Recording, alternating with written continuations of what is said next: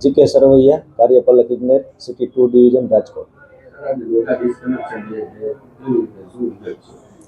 નિગમિત કચેરીની સૂચના મુજબ આજે પીજીવીસીએલની તમામ પેટા વિભાગીય કચેરીઓમાં મેગા ડિસ્કનેક્શન ડ્રાઈવનું આયોજન કરવામાં આવનાર છે, જેના ભાગરૂપે સિટી 2 ડિવિઝન રાજકોટના 7 સબ ડિવિઝન છે તેમાં પણ આયોજન કરવામાં આવનાર છે.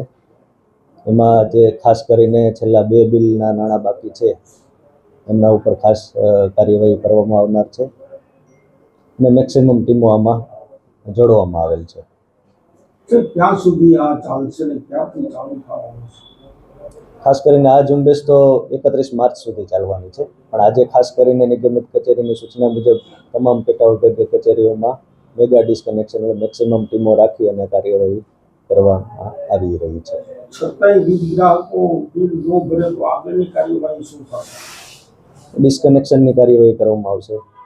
જે ગ્રાહકો બિલ નહીં ભરે કનેક્શન કાપી નાખવામાં આવશે.